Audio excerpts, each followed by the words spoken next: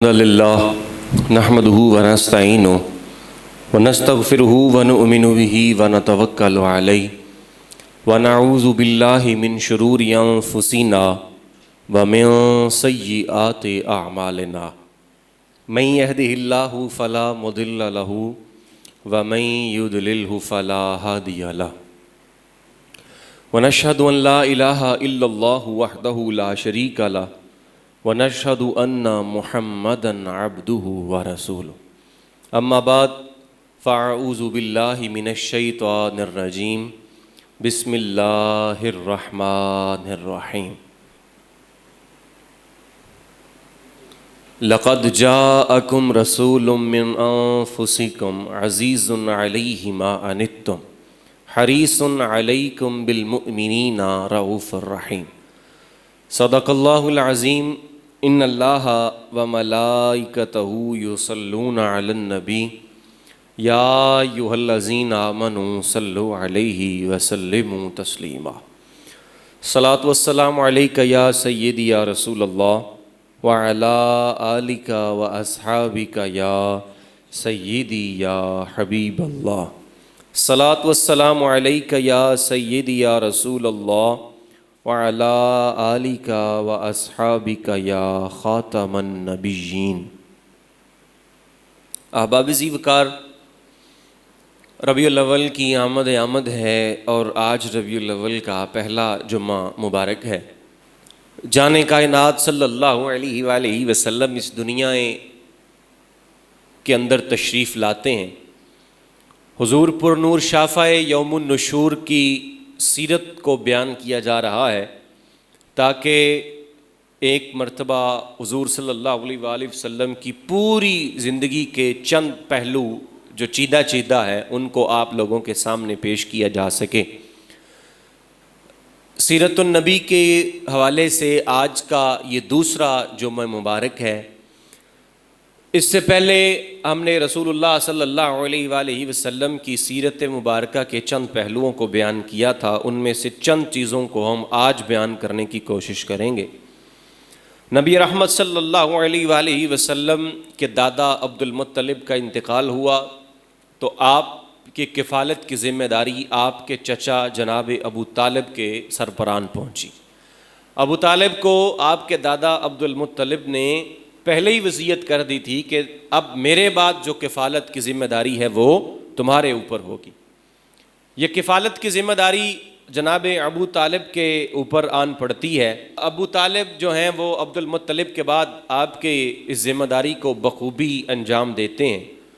رسول اللہ صلی اللہ علیہ وآلہ وسلم کو ہر جگہ پر آپ کو اپنے ساتھ رکھتے ہیں، آپ کی ہر طرح کے آرام کا، سکون کا خیال رکھتے ہیں۔ مالی حالات اتنے اچھے نہیں تھے لیکن اس کے باوجود بھی ابو طالب نبی رحمت صلی اللہ علیہ وآلہ وسلم کے لیے ہر طرح سے ہر وقت حاضر رہتے تھے۔ اور یہ وہ دور ہے کہ جب نبی رحمت صلی اللہ علیہ وآلہ وسلم کا بچپن ہے اور حضور کے بچپن سے ہی آپ کے معجزات کا ظہور شروع ہو چکا ہے۔ مکہ میں ایک مرتبہ قحط پڑ گیا، لوگ خشک سالی سے پریشان ہو گئے، بارشیں نہیں ہو رہیں، ہر بندہ پریشان ہے، کبھی لات منات، کبھی عزا، کبھی کسی در پر جا کر ہر طرح کے کام کر کے جب دیکھ لیا اور بارشیں نہیں ہوئیں، وہ افاقہ نہیں ہوا تو کسی نے آ کر مشورہ دیا کہ تمہارے اندر اولاد اسماعیل اور ابراہیم علیہ السلام کا ایک بندہ موجود ہے، ان کے پاس جاؤ، ان سے جا کر کہو۔ لوگ اکٹھے ہو کر جناب ابو طالب کے پاس آتے ہیں اور آ کر یہ کہتے ہیں کہ جناب یہ معاملہ پیش آیا ہے، حالات بڑے خراب ہو گئے ہیں، بارشیں نہیں ہو رہیں، قحط سالی کا سامنا ہے، جانور بھی پریشان ہے تو اب آپ اللہ سے کوئی دعا کریں۔ ابو طالب رسول اللہ صلی اللہ علیہ وآلہ وسلم کو ساتھ لیتے ہیں اور حرم کے اندر آ کر وہاں پر کچھ دعا کرتے ہیں، جو ان کا عقیدہ تھا اس حساب سے وہ دعا مانگتے ہیں۔ ادھر جان رحمت صلی اللہ علیہ وآلہ وسلم بچپن میں ہیں اور رسول اللہ صلی اللہ علیہ وآلہ وسلم آسمان کی طرف دیکھتے ہیں اور انگلی کا کچھ اشارہ کرتے ہیں، کچھ پڑا منہ کے اندر اور انگلی کا اشارہ کر دیا۔ اب بارش آتی ہے، ہر طرف وہ ہر چیز کو سیراب کر دیتی ہے، ہر چیز کو سیراب کر دیتی ہے۔ ابو طالب بھی یہ کہنے پر مجبور ہو جاتے ہیں، وَأَبْيَضُ يُسْتَسْقَى الْغَمَامُ بِوَجْهِهِ سِمَالُ الْيَتَامَى عِصْمَةٌ لِلْأَرَامِلِ، کہتے ہیں وہ گورے رنگ والا، اتنے خوبصورت چہرے والا، اتنی برکتوں کا حامل ہے کہ اس کے چہرے سے اللہ رب العالمین بارشیں عطا فرماتا ہے، بارشیں برستی ہیں اس کے چہرے کی وجہ سے۔ وہ یتیموں کا ملجا و مأوا ہے، وہ بیواؤں کا سہارا ہے۔ او محبوب حبیب ربانہ تے حامی روز حشردہ، آپ یتیم یتیمہ تائیں ہاتھ سے ریتے تاردہ۔ رسول اللہ صلی اللہ علیہ وآلہ وسلم آپ دعا فرماتے ہیں، اللہ بارش عطا فرما دیتا ہے۔ 12 سال کی عمر ہے، ابو طالب کے ہمراہ پہلا تجارتی سفر کرتے ہیں۔ اس سفر کی داستان بھی بڑی الگ ہے۔ آپ حضور جا رہے ہیں، بادل آپ کے اوپر رک رک کر سایہ کر رہے ہیں، جس جگہ سے حضور گزر رہے ہیں وہیں پر وہ راستے مہکتے ہیں، بادل آپ کے اوپر سایہ کرتے ہیں۔ جس جگہ سے گزرتے ہیں وہاں کی گاٹیوں میں پڑے ہوئے پتھر اور وہاں پر لگے ہوئے درختوں کی شاخیں، درختوں کی ٹہنیاں جھک جھک کر آپ کی بارگاہ میں سلام کر رہی ہیں۔ گزرے جس راہ سے وہ سید والا ہو کر، ہو گئی ساری زمین امبر سارا ہو کر، امبر زمین ابیر ہوا مشک تر غبار، ادنا سی یہ شناخت تیری راہ گزر کی ہے۔ پتہ چل رہا ہے کہ حضور یہاں سے گزرے ہیں۔ تو یہ حضور کا گزرنے کا یہ سارا ماجرا نا، وہاں پر جرجیس نامی ایک راہب تھا، وہ یہ دیکھ رہا تھا، دیکھتا کہ یہ بچہ ہے 12 سال ابھی عمر ہے، اس کے اوپر بادل سایہ کر رہے ہیں، ایسی کیا اس کے اندر خصوصیت ہے؟ اس نے یہ پتہ لگانا چاہا۔ ابو طالب سے آ کر کہتا ہے کہ آپ ایسا کریں، آپ نا ہمارے پاس آج کھانا کھائیں، دعوت میں آپ کی کرنا چاہتا ہوں۔ دعوت دے دی۔ لوگ سارے قافلے والے حیران ہو کر پوچھتے ہیں، یہ دعوتیں پہلے تو کبھی ہماری نہیں کی گئیں، آج یہ دعوت کس لیے کی جا رہی ہے؟ اب انہیں علم نہیں تھا کہ یہ ساری کی ساری دعوت یہ اس رحمت للعالمین کے لیے کی جا رہی ہے جس کی خاطر اللہ رب العالمین نے اس پورے کی پوری کائنات کو سجایا، جس کی خاطر یہ جہاں بنایا، اس کی خاطر دعوتیں کی جا رہی ہیں۔ اب وہ دعوت کی گئی ہے۔ ابو طالب نے نا رسول اللہ صلی اللہ علیہ وسلم کو وہیں پر چھوڑ دیا، خیمے کے پاس، جہاں پر خیمے کا سارا ساز و سامان پڑا ہوا تھا، وہیں پر چھوڑا۔ تو چھوڑنے کے بعد نا اب وہ سارے دعوت کھانے چلے گئے۔ تو وہ راہب آگے سے بولتا ہے، بحیرہ راہب جس کا نام جرجیس تھا، وہ پوچھتا ہے کہ آپ جناب سارے آ گئے ہیں؟ جی سارے آ گئے ہیں، صرف ایک 12 سال کا بچہ نہیں آیا۔ کہا اس کے بغیر تو یہ دعوت شروع نہیں ہوگی، جاؤ اس کو لے کر آؤ۔ حضور کو لے کر آتے ہیں، حضور آتے ہیں تو بحیرہ پہچان لیتا ہے، ساری علامات دیکھتا ہے۔ دیکھنے کے بعد وہ کہتا ہے، ھذا سید العالمین، ھذا رسول رب العالمین، یہ تمام جہانوں کے سردار بن کر دنیا میں تشریف لائے ہیں، یہ اللہ رب العالمین کے رسول بن کر آئے ہیں۔ لوگوں کو بتایا۔ لوگ پوچھتے ہیں کہ تمہیں یہ نشانیاں کس نے بتائی ہیں؟ تمہیں کس نے یہ کہا کہ یہ اللہ کے نبی ہیں، یہ تمام جہانوں کے سردار ہیں؟ یہ بات تمہارے علم میں کیسے آئی؟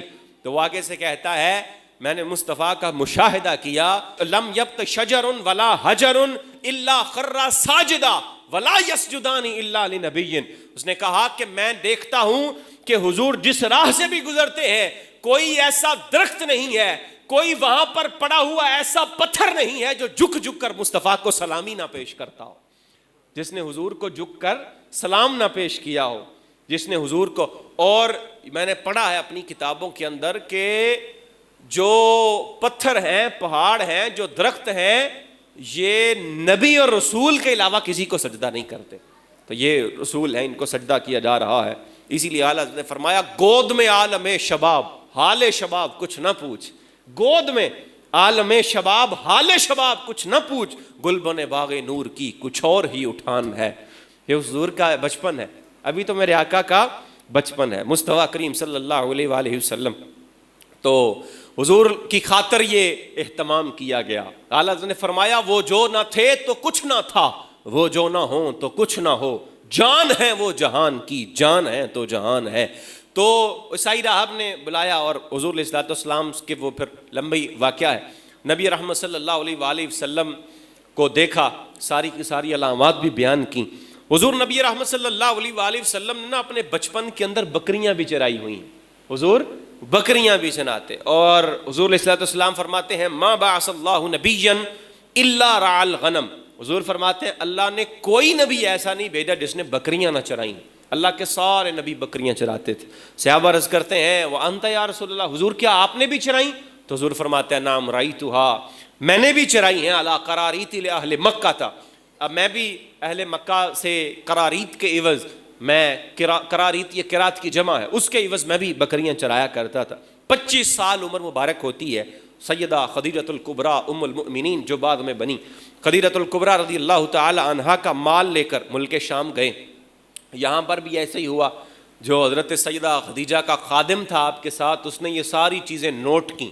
اس نے کہا میں دیکھا حضور علیہ الصلوۃ والسلام کو جس راہ سے بھی گزرتے ہیں بادل آپ کے اوپر سایہ کرتا ہے، زمین آپ کے پاؤں کے نیچے بچھ بچھ کر جاتی ہے کہ حضور صلی اللہ علیہ وآلہ وسلم یہاں سے گزرے۔ اور جس سال حضور یہ مال لے کر گئے، اللہ رب العالمین نے خدیجہ کے مال میں اتنا منافع دیا کہ آج سے پہلے کبھی اتنا منافع ہوا ہی نہیں تھا، اتنا منافع مال کے اندر ہوا۔ اور واپس آتے ہیں تو حضرت سیدہ خدیجہ آپ کو نکاح کا پیغام بھیج دیتی ہیں، جانب عالم صلی اللہ علیہ وآلہ وسلم کا پھر ان کے ساتھ نکاح کیا جاتا ہے۔ حضور نبی رحمت صلی اللہ علیہ وسلم کا ان کے ساتھ نکاح کیا گیا، اور یہ آپ کی پہلی شادی تھی جو حضرت سیدہ خدیجۃ الکبریٰ رضی اللہ تعالی عنہا کے ساتھ کی گئی ہے۔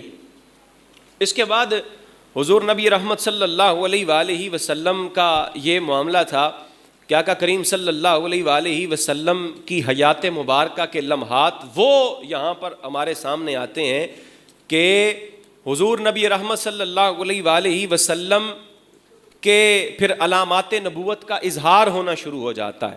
40 سال کی نبی رحمت صلی اللہ علیہ وآلہ وسلم کی 40 سال عمر مبارک ہوتی ہے تو علامات نبوت کا اظہار ہونا شروع ہو جاتا ہے۔ سب سے پہلے آپ کو رؤیا صادقہ، سچے خواب آتے ہیں۔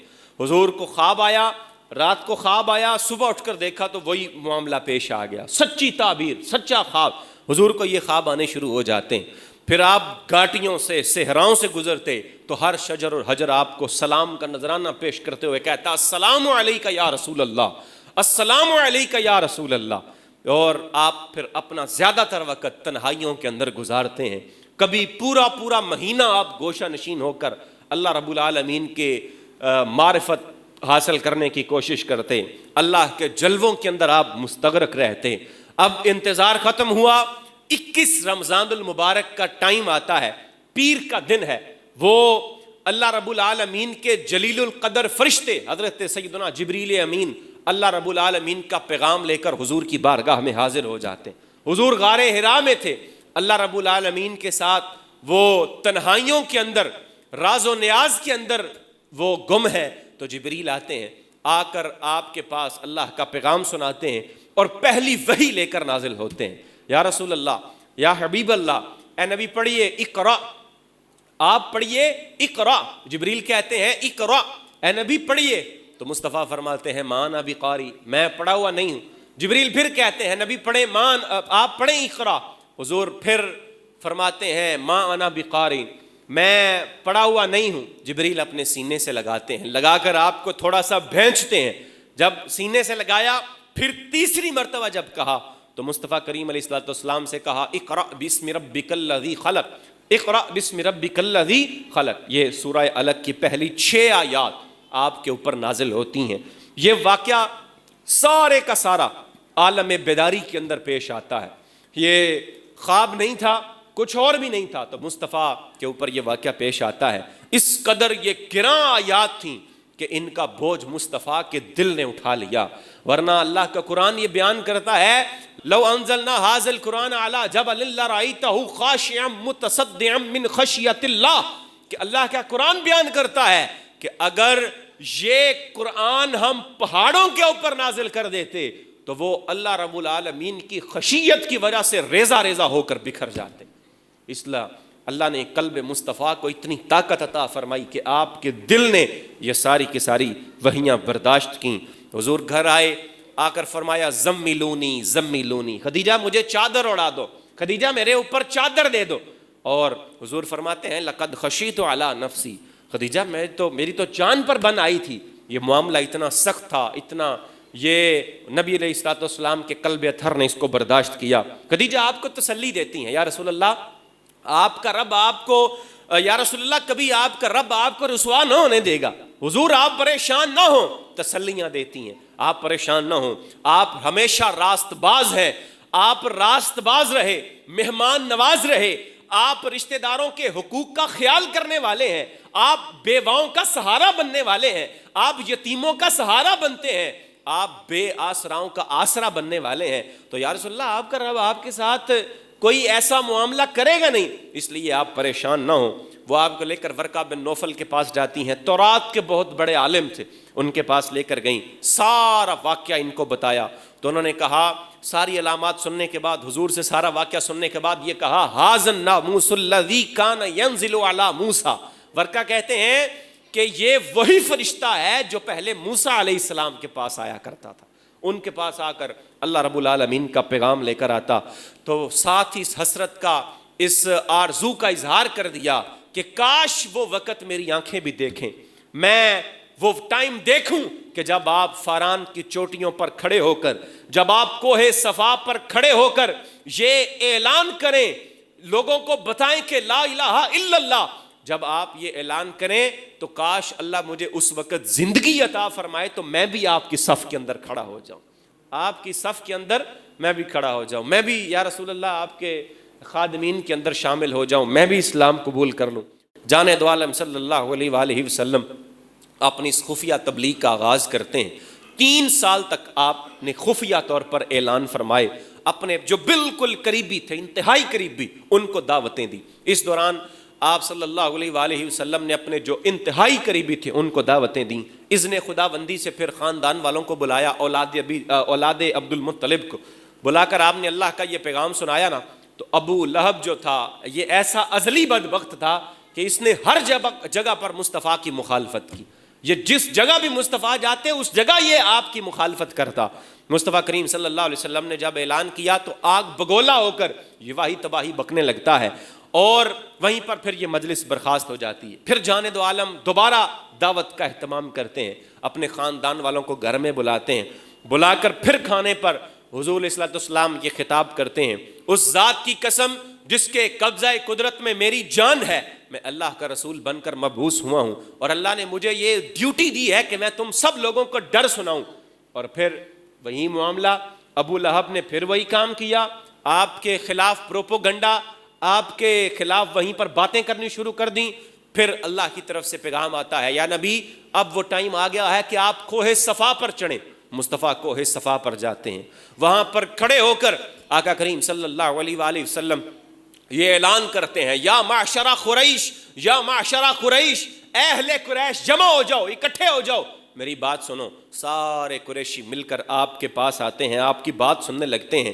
مالا کا یا محمد بتاؤ، اے محمد بتاؤ صلی اللہ علیہ وسلم کیا بات ہے، کس لیے ہمیں یہاں پر بلایا ہے، کس لیے ہمیں یہاں پر تم نے اکٹھا کیا ہے؟ تو جانے دو عالم صلی اللہ علیہ وسلم فرماتے ہیں، مجھے بتاؤ کہ اگر تمہیں یہ اطلاع دوں کہ اس پہاڑی کے پیچھے سے ایک لشکر نکلے گا، نکل کر تمہارے اوپر حملہ کرے گا، تو بتاؤ کیا کہتے ہو تم؟ تو وہ سارے کے سارے کہتے ہیں، محمد صلی اللہ علیہ وسلم ہم نے بارہا تمہیں آزمایا ہے، ہم نے ہر مرتبہ تمہارے کہی ہوئی باتوں کا مشاہدہ کیا ہے، لیکن ہم نے پایا ہے کہ تم جب بھی بولتے ہو حق کے سوا کچھ نہیں بولتے، جب بھی بولتے ہو ہمیشہ سچائی پائے گئے ہو، تم نے کبھی زبان سے جھوٹ نہیں نکالا، تو آج بھی بولو گے تو سچ ہی بولو گے، ہم مان لیں گے۔ تو جان رحمت صلی اللہ علیہ وسلم نے ارشاد فرمایا، اے قریش، شاخوں کے نام لیے، شاخوں کے نام لے لے کر حضور نے فرمایا فلاں شاخ فلاں شاخ فلاں، سارے کے ساری شاخوں کو آپ نے نام لے کر مخاطب کر کے فرمایا، میں اللہ کا رسول ہوں، میں شدید عذاب سے ڈرانے والا بنا کر بھیجا گیا ہوں، تمہاری جو کامیابی ہے اس کا راز لا الہ کے اندر چھپا ہوا ہے، اگر لا الہ پڑھ لیتے ہو، لا الہ الا اللہ محمد الرسول اللہ کا اقرار کر لیتے ہو، تو اللہ رب العالمین تمہیں دنیا میں بھی کامیابیاں عطا فرمائے گا، آخرت میں بھی کامیابیاں عطا فرمائے گا، کلمہ پڑھ لو، مسلمان ہو جاؤ، بچ جاؤ گے۔ اور ابو لہب یہاں بھی پہنچا ہوا تھا، کہنے لگا تبن لکا الہذا دعوتنا، اے محمد صلی اللہ علیہ وآلہ وسلم تمہارے لیے ہلاکت ہو، معاذ اللہ ثم معاذ اللہ، تمہارے لیے ہلاکت ہو، اس لیے تمہیں ہمیں یہاں پر بلایا ہے، اس لیے ہم سب کو اکٹھا کیا ہے۔ حضور صلی اللہ علیہ وسلم کو یہاں پر بھی ستایا گیا، وہ بندہ جس کے صداقت کی، جس کے کردار کی گواہی سارے کا سارا عرب اس وقت دے رہا تھا جب وہ پیغام حق سناتا ہے سارے کے سارے اپنا منہ موڑ لیتے ہیں. کبھی جان رحمت ذوالفقار مجاز کے بازار میں لوگوں کو اکٹھا کر کے یہ بتاتے ہیں یا ایھا الناس قولوا لا الہ الا اللہ تفلحوا، اے لوگوں کہو لا الہ الا اللہ، تم سارے کے سارے فلاح پاؤ گے، سارے کے سارے کامیاب ہو جاؤ گے. تو ایک بندہ وہاں پر آتا ہے، آ کر حضور جان رحمت صلی اللہ علیہ وسلم کے سر مبارک کے اوپر مٹی ڈالتا ہے، کہتا ہے لوگوں اس کی باتوں میں نہ آنا، یہ جھوٹا ہے. لوگوں اس کی باتوں میں آ کر اپنے خداؤں کو جھٹلانے نہ لگ جانا، یہ جھوٹ بول رہا ہے، تمہیں تمہارے خداؤں سے متنفر کر رہا ہے، اس سے دور بھاگو. ابو جہل کا کردار بھی نا اس سے کچھ مختلف نہیں تھا. ابو جہل بھی تھا نبی علیہ الصلوۃ والسلام کو ہر جگہ پر ستاتا، رسول خدا کی برائیاں کرتا، حضور کو ستانے کی کوشش کرتا. ابو طالب کو ایک دن جب بات نہ بن سکی تو جناب ابو طالب کے پاس یہ پیغام لے کر آتا ہے، ابو طالب تمہارا جینا تنگ کر دیں گے، اپنے اس بھتیجے کو باز کر لو. تو جان رحمت صلی اللہ علیہ وسلم کے پاس ابو طالب آتے ہیں، آ کر کہتے ہیں بھتیجے میری کمر یہ بوجھ برداشت نہیں کر سکتی، تو تم ان کے خداؤں کی برائیاں کرتے ہو، یہ میرا جینا تنگ کرتے ہیں. تو مصطفیٰ کریم صلی اللہ علیہ وسلم نے فرمایا چچا اگر یہ سارے کے سارے لوگ اکٹھے ہو جائیں پر میرے دائیں ہاتھ کے اوپر سورج رکھیں، بائیں ہاتھ کے اوپر چاند رکھیں اور مجھ سے یہ مطالبہ کریں کہ میں اپنی توحید کے اعلان کو ترک کر دوں، تو خدا کی قسم میں تب بھی اپنے توحید کے اعلان کو ترک نہیں کروں گا، میں تب بھی اس اپنے کام سے باز نہیں آؤں گا. جب یہاں یہ کام شروع کیا ہے تو یہ کام جاری رہے گا. اب یہاں تو میں اپنی اس دعوت میں کامیاب ہو جاؤں گا، اور اگر میں کامیاب نہیں ہوتا نا تو پھر یہ میری جان اس مشن کے لیے جا سکتی ہے، لیکن میں لا الہ الا اللہ کے اس مشن سے باز نہیں آ سکتا. حضور جان رحمت صلی اللہ علیہ وسلم نے یہ اعلان کر دیا. اب ابو طالب کہتے ہیں بھتیجے تمہارا جو دل کرتا ہے کرو، میں دل و جان سے تمہارے ساتھ، میں تمہارا ساتھی بنوں. اور رسول اللہ صلی اللہ علیہ وسلم اپنی اس دعوت کو کامیاب رکھتے ہیں. حج کا موسم آ گیا، حج کا موسم آیا تو حج کے مہینے میں نا ان لوگوں کو فکر پڑ گئی کہ عرب کے مختلف علاقوں سے لوگ آتے ہیں اور آ کر نا یہ یہاں پر اکٹھے ہو جاتے ہیں، تو ایسا نہ ہو کہ محمد معاذ اللہ صلی اللہ علیہ وسلم ایسا نہ ہو کہ یہ محمد ان سب کے پاس جا کر ان توحید کا پیغام پھیلا دے، انہیں یہ نہ بتا دے کہ یہ حقیقت ہے، انہیں لا الہ کا پیغام نہ سنا دے، انہیں محمد الرسول اللہ کا یہ پیغام انہیں ان کے دلوں میں نہ اتار دے. اس لیے انہوں نے نا تدبیر بنائی، انہوں نے یہ سوچا کہ ایسا کرتے ہیں ہم نا جتنے بھی لوگ آئیں گے نا سب کے پاس جا کر انہیں کہیں گے کہ یہ معاذ اللہ جھوٹا ہے، یہ معاذ اللہ جھوٹ. اب سارے کے سارے یہ اب جب جھوٹے کی بات آئی تو انہوں نے کہا اوہو جھوٹا تو نہیں کہہ سکتے، اس لیے کہ محمد نے تو ہمیشہ سچ بولا ہے. کہا ایسا کرتے ہیں ہم لوگوں کو یہ کہتے ہیں کہ یہ کاہن ہے. کہا نہیں، کاہنوں کا ایسا کلام تو نہیں ہوتا، کاہنوں کا تو مقام ہی اور ہوتا ہے، ان کی تو عادت نہیں ہے، محمد کو تو اللہ نے یہ ان ساتھ ان خصوصیات کا اعتراف بھی کرتے تھے. اور پھر کوئی کہتا ہے، وہ کہتا ہے کہ ایسا کرتے ہیں سب کو جا کر یہ بتاتے ہیں یہ شاعر ہے. تو ایک بولتا ہے، وہ کہتا ہے یہ شاعروں کا کلام بھلا ایسا ہوتا ہے، اور یہ شاعر بھی نہیں کہہ سکتے. اب یہ بات طے پائی کہ جا کر لوگوں کو کہیں گے یہ ساحر ہے، یہ معاذ اللہ جادوگر ہے، جو جا کر لوگوں کو یہ پیغام دیں گے یہ جادوگر ہے. جادوگری کا پیغام سب کو بلاتے ہیں، اور بلا کرنا ہر بندے کے پاس جا کر محمد معاذ اللہ جادو سیکھ لیا ہے اور جادو کرتا ہے، تو اس سے بچ کر رہنا ہے، اس کی بات نہیں سننی، جو اس کی سنتا ہے اسی کا ہو جاتا ہے. اب جب لوگوں نے یہ باتیں سنی نا تو دل کے اندر اشتیاق پیدا ہوا، یار ایسی بھی کیا بات ہے کہ ہم بڑے پکے مضبوط آدمی ہیں، ایسی بھی کیا بات ہے کہ ہم اس کی بات سنیں گے تو ہم اپنی پٹڑی سے اتر جائیں گے. تو انہوں نے کہا کہ ایسا کرتے ہیں بڑا سن کے دیکھ ہی لیتے ہیں، یہ جس طرح ہماری بھی عادت ہے، جس کام سے منع کرو اسے منع نہیں ہوتے بلکہ الٹا اس کام کو کرتے ہیں. تو عربوں نے بھی یہی کیا، جب یہ بات سنی تو جا کرنا حضور کے پاس بیٹھنا شروع کر دیا. مصطفیٰ انہیں جب اپنی باتیں سناتے تو ان کے دل کے اندر یہ توحید کا پیغام اتر جاتا، یہ مصطفیٰ کا پیغام پورے عرب کے اندر پھیلتا گیا تھوڑا کر کے. یہ ابھی یہ تدریجن تھا، نجمن تھا، یہ آہستہ آہستہ کر کے ان کے دلوں کے اندر یہ باتیں جمع ہو گئیں. مصطفیٰ کریم صلی اللہ علیہ وسلم کو یہاں پر بھی ستایا گیا، یہ تدبیر اگرچہ ان کی الٹی ہو گئی. تو مصطفیٰ کریم صلی اللہ علیہ وسلم کی تکالیف کا آغاز ہوتا ہے. آقا کریم صلی اللہ علیہ وسلم ارشاد فرماتے ہیں ما اوذی نبی مثل ما اذیت. حضور فرماتے ہیں دنیا کے اندر آنے والے انبیاء میں سے کسی کو اتنی تکالیف نہیں پہنچائی گئی جتنی تکالیف مجھے پہنچائی گئی. جتنی تکالیف کا سامنا میں نے کیا ہے کسی نبی نے اتنی تکالیف کا سامنا نہیں کیا۔ حضور جان رحمت صلی اللہ علیہ وآلہ وسلم کو ستایا جاتا ہے، حضور کو پریشان کیا جاتا ہے۔ ایک مرتبہ آپ بیت اللہ کے سائے میں نماز پڑھ رہے ہوتے ہیں، عقبہ بن ابی معیط آتا ہے، وہ آ کر نا جان رحمت صلی اللہ علیہ وآلہ وسلم کے گلے کے اندر چادر ڈال کر اس زور سے کھینچتا ہے کہ آپ کا دم گھٹنے لگتا ہے۔ حضور جان رحمت صلی اللہ علیہ وسلم کی سانسیں اکھڑنے لگتی ہیں۔ اتنا یہ شدید تکلیف تھا، اتنے یہ پریشان کن لمحات تھے کہ مصطفیٰ اپنے ان زانوؤں کے بل زمین کے اوپر جا لگتے ہیں۔ صدیق اکبر نے جب یہ دیکھا کہ مصطفیٰ کو ستایا جا رہا ہے، آئے، آ کر عقبہ بن ابی معیط کو دھکا مار کر مصطفیٰ کو چھڑایا اور کہنے لگے اتقتلون رجلا ان یقول ربی اللہ، کیا تم اس بندے کو اس لیے قتل کرنا چاہتے ہو کہ یہ کہتا ہے کہ میرا رب اللہ ہے؟ کیا تم اس جرم کی پاداش میں اس کو یہ سزا دینا چاہتے ہو؟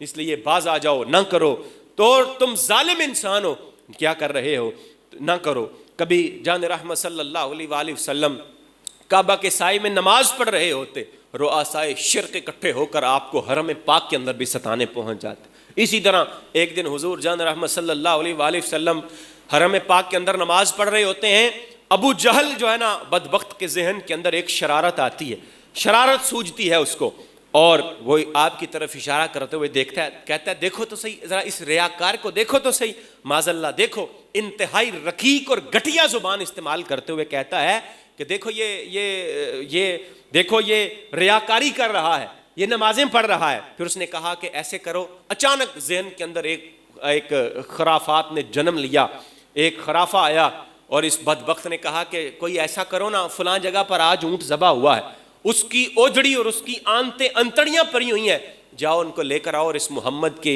کمر کے اوپر ڈال دو۔ اور عقبہ بن ابی معیط جو ازلی بدبخت تھا، وہ بھی ازلی بدبخت تھا، اس بدبخت نے مصطفیٰ کریم صلی اللہ علیہ وسلم کو ستانے کا کوئی موقع بھی ضائع نہ کیا، ہر طرح سے، ہمیشہ ہر طرح سے حضور علیہ الصلوۃ والسلام کو تکلیف پہنچانے میں یہ پیش رہتا تھا۔ اس نے کیا کیا، جان دو عالم صلی اللہ علیہ وسلم کو ستانے کے لیے وہ اوجڑی اٹھوائی اور اٹھا کر لا کر مصطفیٰ نماز پڑھتے ہوئے سجدے میں گئے تو اس نے آپ کی کمر اور کندھوں کے اوپر لا کر اس اوجڑی کو رکھ دیا۔ معاذ اللہ، حضور نماز پڑھ رہے ہیں، حضور اٹھنا چاہتے ہیں سجدے سے، آپ سے اٹھا نہیں جا رہا۔ یہ سارے کا سارا کام جب ہوا، کسی نے جا کر سیدہ کائنات حضرت سیدہ کائنات کو جا کر مطلع کر دیا کہ آپ کے بابا جان نماز پڑھ رہے ہیں، ان بدبختوں نے ان کے اوپر اوجڑی رکھ دی ہے۔ سیدہ کائنات ابھی بچپن کی عمر ہے، آتی ہیں اور آ کر اپنے ننھے ہاتھوں سے اس اوجڑی کو ہٹا کر پیچھے پھینکتی ہیں۔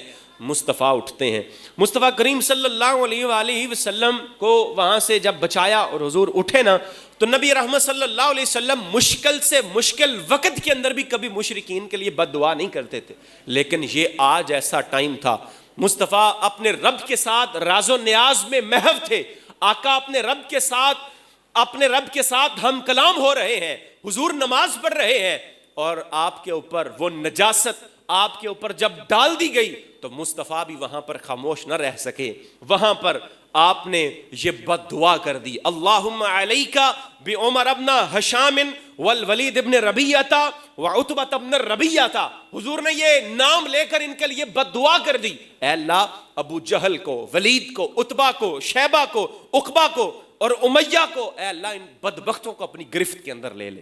حضور نے یہاں پر یہ ان کے لیے بد دعا کر دی۔ حضور کی بد دعا سننے کی باری تھی، چہروں کا رنگ فک ہو گیا، پتہ چل گیا کہ اب یہ ہمارے اوپر کچھ نہ کچھ تو آفت آنے والی ہے۔ پتہ تھا محمد نے کبھی کسی کے لیے اس طرح کا کام نہیں کیا، کبھی بد دعا نہیں کی، لیکن آج اگر کر دی ہے تو یہ نہیں پتا کہ اب یہ کب قبول ہوتی ہے، لیکن یہ قبول اس کی دعا ضرور ہوگی۔ اللہ، ابو طالب بڑا محبت کرتے تھے رسول اللہ صلی اللہ علیہ وسلم کے ساتھ، ان کے بس میں ہوتا تو شاید کبھی حضور کو کانٹا بھی نہ چبھنے دیتے، لیکن ایک تو مالی حالات بڑے کمزور تھے اور دوسرا جسمانی طور پر بھی کمزور تھے۔ ابو طالب رسول اللہ کے چچا، تو جان دو عالم صلی اللہ علیہ وسلم کے جو یہ مخالفین تھے، مشرکین مکہ، یہ بڑے مضبوط تھے، مکہ کے سردار تھے، آپ کو تکلیف پہنچاتے تھے۔ اب کسی ایسے جان نثار کی ضرورت تھی جو رسول اللہ صلی اللہ علیہ وسلم کی اپنی جان سے بڑھ کر حفاظت کرے، چنانچہ اسد اللہ و اسد رسولہ، حضرت سیدنا حمزہ بن عبد المطلب رسول اللہ صلی اللہ علیہ وسلم کے چچا، جنہیں آقا نے کہا کہ یہ حمزہ وہ ہے جو اللہ کا بھی شیر ہے، اللہ کے رسول کا بھی شیر ہے، حمزہ اسلام قبول کر لیتے ہیں۔ اب حمزہ کے ہوتے ہوئے، اسد اللہ و اسد رسول ہی کے ہوتے ہوئے، کس میں یہ طاقت تھی، کس کی جرت تھی کہ حضور کو ستا سکے؟ اب ان بدبختوں نے کیا کیا؟ حضور کے جو قریبی ساتھی تھے نا، جنہوں نے حضور کا کلمہ پڑھا ہوا تھا، جو حضور پر ایمان لے آئے تھے، ان بدبختوں نے کہا کہ اب ان کو ستاتے ہیں۔ اب یہ نبی علیہ الصلوۃ والسلام کے مختلف صحابہ کرام کو ستانا شروع کر دیتے ہیں۔ ایک صحابی تھے حضرت سیدنا ابو فقیر رضی اللہ تعالی، صفوان بن امیہ کے غلام تھے، صفوان بن امیہ کے، حضرت بلال کے ساتھ اسلام انہوں نے قبول کیا، یہ تشدد کا نشانہ بن گئے۔ شدید گرمی کے وقت، دوپہر کا وقت ہے، صفوان کا باپ امیہ وہ گرم پتھروں پر آپ کو لٹا کر سینے کے اوپر بھاری پتھر رکھتا ہے، آپ کی زبان باہر آ گئی۔ اس وقت بھی ان سنگ دلوں کی تسکین نہ ہوئی، بلکہ اس کا بھائی پاس کھڑا تھا، وہ کہتا ہے، وہ اس کو مزید اکساتے ہوئے کہتا ہے، اس کو تب تک تکلیف پہنچاؤ جب تک محمد آ کر اس کو اپنے جادو کے بل پر چھڑا نہیں لیتا، معاذ اللہ، ستاؤ اس کو اور ستاؤ اور تکلیف پہنچاؤ۔ تو تشدد کرتے رہو اور انہیں ستاؤ، انہیں اور تکلیف پہنچاؤ۔ دوسرے سے آپ بھی حضرت خباب بن الارت رضی اللہ تعالی عنہ، ام انمار نامی خاتون کے یہ غلام تھے، حضرت سیدنا خباب بن الارت رضی اللہ تعالی عنہ، دہکتے ہوئے انگاروں کے اوپر آپ کو لٹایا جاتا تو آپ کے جسم کی چربی پگھل کر وہ سارے کے سارے کوئلوں کو بجھا دیتی۔ حضور صلی اللہ علیہ وسلم کی بارگاہ میں چلے جاتے، یا رسول اللہ بڑا تکلیف کے اندر ہوں، آقا بڑی پریشانی کا عالم ہے۔ حضور نبی رحمت صلی اللہ علیہ وسلم نے آپ کے جسم اطہر کو دیکھا تو آپ کے جسم کے اوپر جس طرح کسی بندے کو برس کا مسر نہیں نکل آتا، جس طرح کسی بندے کو پھلویری نہیں ہو جاتی تو اس کے جسم کے اوپر سفید نشان پڑ جاتے ہیں، اس طرح آپ کے جسم کے اوپر نشان پڑے تھے۔ کبھی آپ کے ہاتھوں میں دہکتی ہوئی سلاخیں پکڑا دی جاتی اور آپ کے ہاتھوں میں پکڑائی جاتی، ہاتھ جل کر سرخ ہو جاتے، پھر وہ سلاخ ٹھنڈی ہو جاتی تو وہ ادھر کر لی جاتی۔ خباب بن الارت رضی اللہ تعالیٰ عنہ بارگاہ نبوت میں جا کر عرض کرتے ہیں، یا رسول اللہ صلی اللہ علیہ وسلم بڑی تکلیف ہے، آقا دعا فرمائیں۔ تو حضور دعا کرتے ہیں، اللہم انصر خبابا، اے اللہ خباب کی مدد فرما، اے اللہ خباب کی مدد فرما۔ تو اللہ نے خباب کی مدد اس انداز میں فرمائی کہ اس کی جو آقا تھی نا ام انمار، جو مالکہ تھی، اس کے سر میں شدید درد شروع ہو گیا، اس کے سر میں بڑا سخت قسم کا درد ہوتا ہے۔ تو یہ اس کو مشورہ دیا جاتا ہے، حکیم و طبیبوں کے پاس جاتی ہے، وہ اس کو کہتے ہیں کہ درد اس وقت تک نہیں جائے گا جب تک سر کو داغا نہیں جاتا۔ اب حضرت خباب بن الارت رضی اللہ تعالیٰ عنہ کے ہاتھ میں گرم سلاخ ہے اور آپ اس کے سر کے اوپر لگا رہے ہیں۔ اللہ قادر ہے، قادر مطلق ہے، وہ جو چاہے جیسے چاہے جن حالات کے اندر چاہے وہ راستے پیدا کر دیتا ہے۔ تشدد کا نشانہ بننے والوں میں عمار ابن یاسر رضی اللہ تعالیٰ عنہ بھی موجود ہے۔ یہ عمار ابن یاسر اور آپ کے عمار، آپ کے والد یاسر، آپ کی والدہ سمیہ، یہ تینوں ان کافروں کے ظلم و ستم کا نشانہ بنے۔ ان مشرکین نے آپ کو تکلیف پہنچائیں۔ حضرت یاسر تشدد کی تاب نہ لاتے ہوئے شہید ہو گئے، اور آپ کی جو بیوی تھی حضرت سمیہ، آپ کو بھی کافروں نے آپ کی شرمگاہ کے اندر برچھی ماری، آپ بھی شہید ہو گئیں۔ اور حضرت عمار مدتوں تک زندہ رہے، تکالیف، پریشانیاں، مشکلات برداشت کرتے رہے، اور آپ کو لوہے کی زرہ پہنا کر سخت گرم دھوپ کے اندر لٹا دیا جاتا، آپ کے تن بدن کو آگ سے دہلایا جاتا، مدتوں یہ تکالیف برداشت کرتے رہے۔ حضور کی بارگاہ میں جاتے، جانے دو عالم صلی اللہ علیہ وسلم کی بارگاہ میں جا کر بتاتے، یا رسول اللہ یہ معاملات ہیں۔ تو مصطفیٰ کریم علیہ الصلوۃ والسلام آپ کے جسم کے اوپر ہاتھ پھیرتے اور فرماتے، یا نارو کونی برداً وسلاما علی عمار کما کنت علی ابراہیم، اے آگ تو میرے عمار کے اوپر بھی اسی طرح ٹھنڈی اور سلامتی والی ہو جا جس طرح ابراہیم کے اوپر ہوا کرتی تھی۔ یہ دعا فرماتے حضور، آپ کے جسم اطہر کے اوپر ہاتھ پھیرتے۔ اور حضور کبھی عین عالم تعذیب کے اندر ستایا جا رہا ہے، سخت مشکل میں ہے، حضور فرماتے، اسبروا یا آل یاسر اسبروا فإن موعدکم الجنہ، اے آل یاسر صبر کرو، آل یاسر صبر کرو، اللہ رب العالمین تمہیں جنت کے اندر جگہ عطا فرمائے، اللہ نے تمہارے ساتھ جنتوں کے وعدے کیے ہوئے ہیں۔ یہ تکالیف کا عالم ہے۔ حضور کے ساتھیوں کو ستایا گیا، تکالیف بڑھتی چلی گئیں، شقاوت اور بربریت کا شکار ہونے والے مسلمانوں کی تعداد میں روز بروز اضافہ ہوتا جا رہا ہے۔ جان دو عالم صلی اللہ علیہ وآلہ وسلم کا جینا، آپ کے ساتھیوں کا جینا مکہ کے اندر محال کر دیا گیا۔ تکالیف بڑھتی چلی گئیں، شقاوت اور بربریت کا شکار ہونے والے مسلمانوں کی تعداد میں روز بروز اضافہ ہوتا جا رہا ہے۔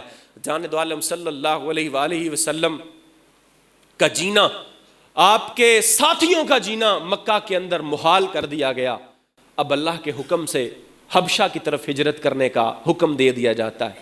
اس وقت کچھ مسلمان حبشہ کی طرف ہجرت کر جاتے ہیں۔ ان بدبختوں نے حضور کے ان ساتھیوں کا پیچھا حبشہ تک کیا، ان کے پیچھے چلے گئے، حبشہ کے بادشاہ کو جا کر ان کے بارے میں بری باتیں بتاتے رہے، اور یہ وہ لوگ ہیں جو تمہارے خدا کو برا کہتے ہیں، تمہارے نبی کو برا کہتے ہیں، جا کر چغلیاں غیبتیں کرتے رہے۔ لیکن اللہ نے وہاں پر بھی مصطفیٰ کے ساتھیوں کو سرخرو فرمایا۔ حبشہ کا جو بادشاہ تھا نجاشی، وہ رسول اللہ صلی اللہ علیہ وسلم کے پیغام کو مانتے ہوئے وہ اسلام قبول کر لیتا ہے۔ اللہ اکبر۔ اللہ نے اپنے دین کی مدد اس طرح سے فرمائی۔ اب یہ ہوتا ہے کہ انہوں نے کہا کہ اب یہ اس طرح سے بھی ٹل نہیں رہا، اب انہوں نے کیا کیا کہ حضور جان رحمت صلی اللہ علیہ وآلہ وسلم کے راستے کو بند کرنے کے لیے ایک اور چال چلی، اور وہ چال اس انداز میں چلی کہ عتبہ جو ہے کافروں کا سردار تھا، یہ ایک دن کافروں سے کہتا ہے کہ محمد تو باز نہیں آ رہا، اس کے ساتھی بھی باز نہیں آ رہے، تو اگر تم مجھے اجازت دیتے ہو تو میں جا کر محمد کے ساتھ بات چیت کرتا ہوں، جا کر اسے کوئی مذاکرات کرتا ہوں۔ حضور کے پاس آیا، آ کر کہتے ہیں اے محمد، ہمارے معاشرے میں تمہارا کیا حسب ہے، تمہارا کیا نسب ہے، ہم سب جانتے ہیں، اور ہمارا کیا معاملہ ہے یہ تم بخوبی جانتے ہو۔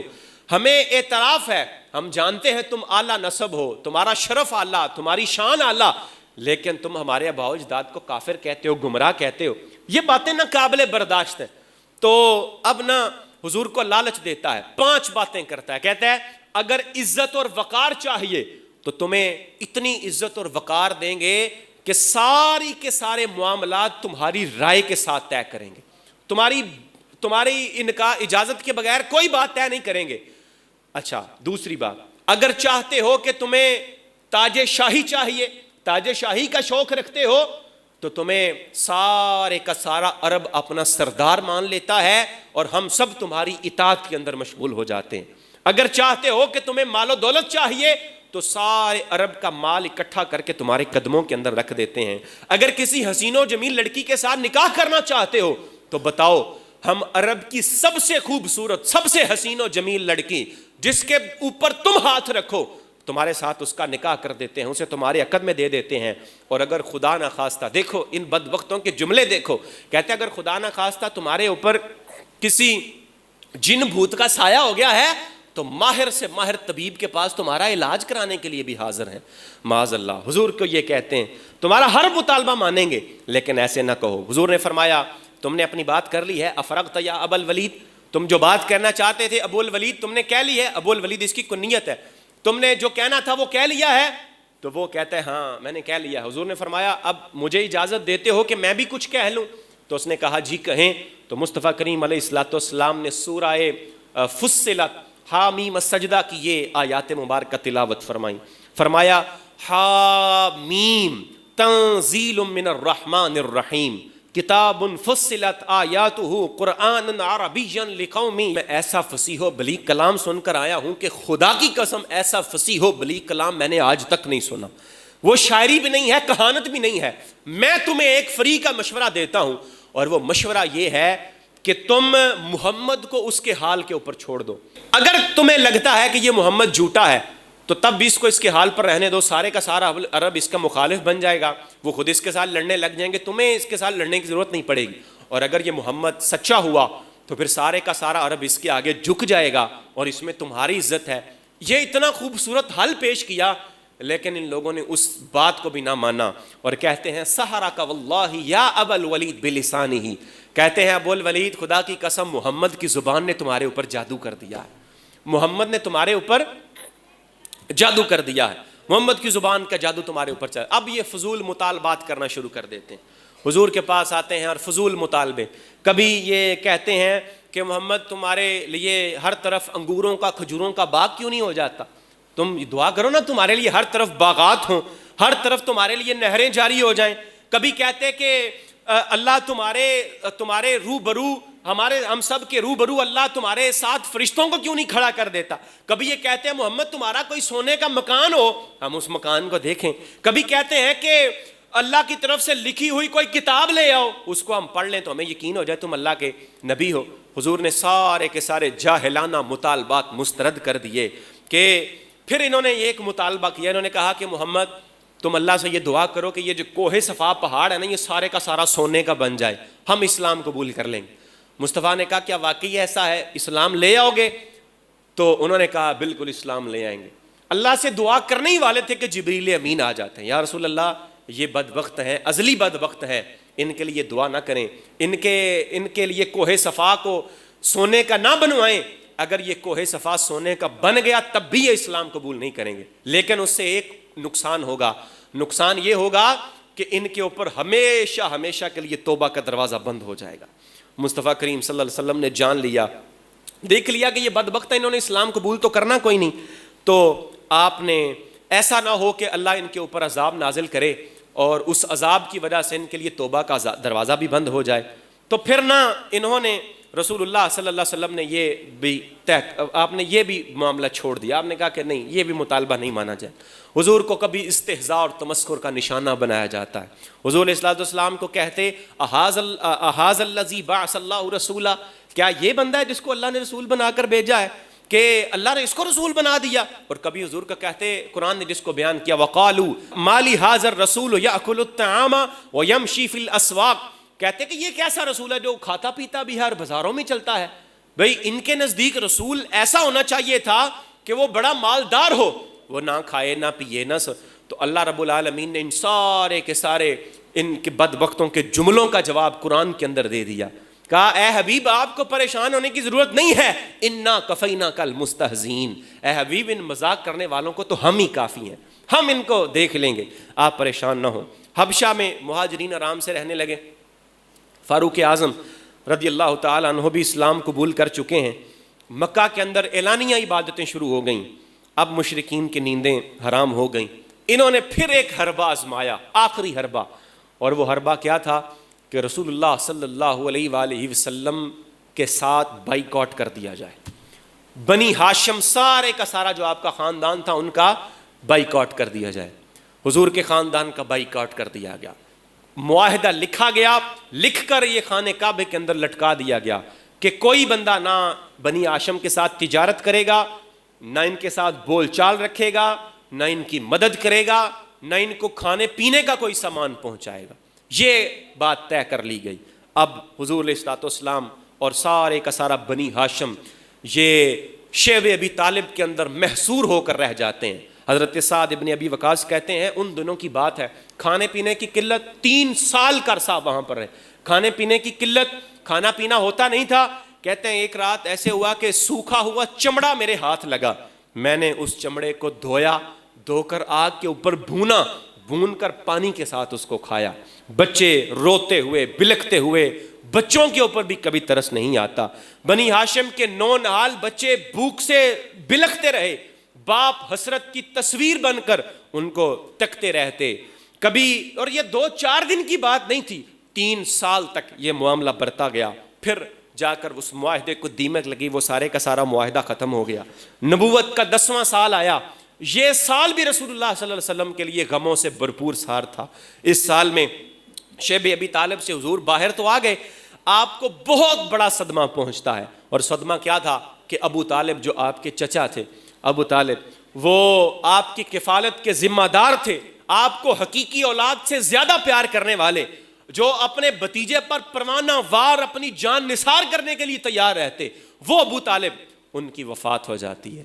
رسول اللہ کے لیے بڑی یہ مشکلات والا سال تھا، ابھی چند دن گزرے تھے کہ آپ کی ہر دکھ درد کے اندر ساتھی بننے والی رفیقہ حیات حضرت سیدہ ام المؤمنین خدیجہ الکبریٰ رضی اللہ تعالی عنہا، آپ کا بھی وصال ہو جاتا ہے۔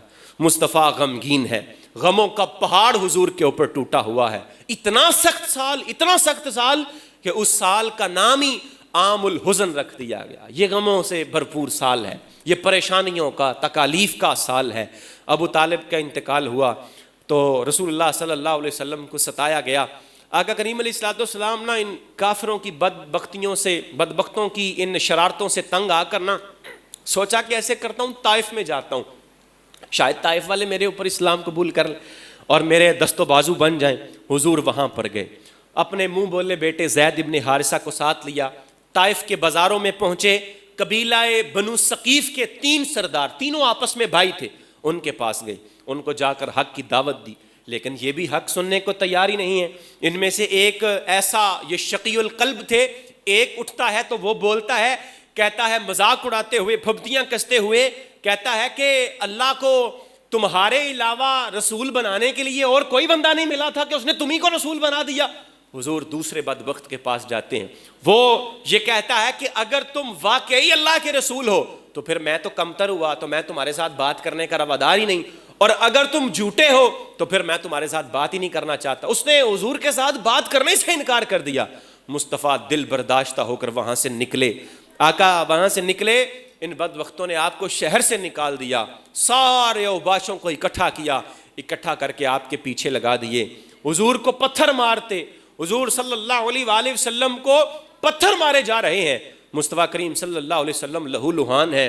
حضور بیٹھ جاتے, یہ آتے, آ کر حضور کو بزور بازو کھڑا کرتے, کھڑا کر کے پھر آپ کو پتھر مارتے, آپ بے ہوش ہو گئے.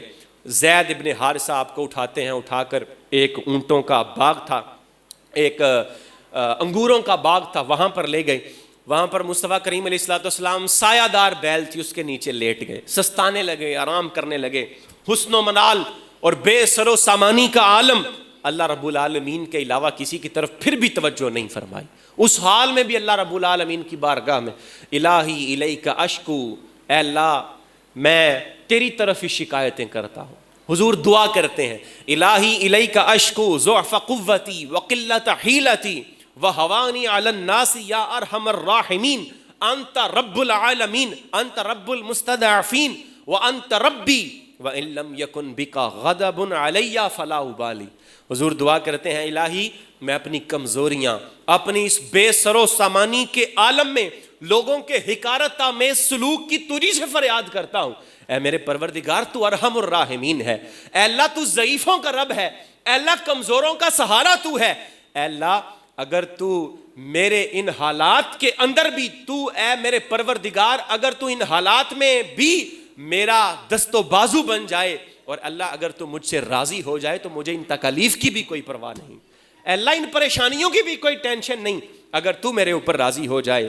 زرقانی نے اس کو لکھا, یہ پوری بڑی لمبی دعا ہے, میں نے اس کو شارٹ لکھا. امام زرقانی نے المواہب الدنیا کے اندر اس کو تفصیل کے ساتھ ذکر کیا ہے. اتنے میں جبریل امین آپ کے پاس آتے ہیں, یا رسول اللہ یہ ملک الجبال میرے ساتھ کھڑا ہے. اور ملک الجبال نے بھی کہا, یا رسول اللہ ابھی حکم فرمائیں, یہ طائف کے لوگ جنہوں نے آپ کو ستایا, آپ کو پریشان کیا, آقا اگر آپ حکم فرمائیں ان کو پہاڑوں کے اندر یا رسول اللہ کچل کے رکھ دوں, ان کا نام و نشان تک مٹ جائے, ان کا کچومر بنا دیا جائے. تو مصطفیٰ کریم صلی اللہ علیہ وسلم نے فرمایا, نہیں یہ کام بھی نہیں کروں گا, اس لیے کہ مجھے امید ہے کہ اللہ رب العالمین ان کی نسلوں میں ایسے لوگوں کو پیدا فرمائے گا جو اللہ رب العالمین کی توحید کے پیغام کو لے کر چلنے والے ہوں, جو توحید کے علم بردار ہوں گے. ان کی نسلوں کے اندر اللہ مسلمان پیدا کرے گا. تو اس لیے یہ بھی نہ کرنا, اللہ نے مجھے رؤوف الرحیم بنایا. ملک الجبال بھی کہتا ہے, نبی اللہ نے واقعی آپ کو رؤوف الرحیم بنا کر بھیجا ہے, اللہ نے واقعی آپ کو رؤوف الرحیم بنایا ہے. جس کی 2 بوند ہیں کوثر و سلسبیل, جس کی 2 بوند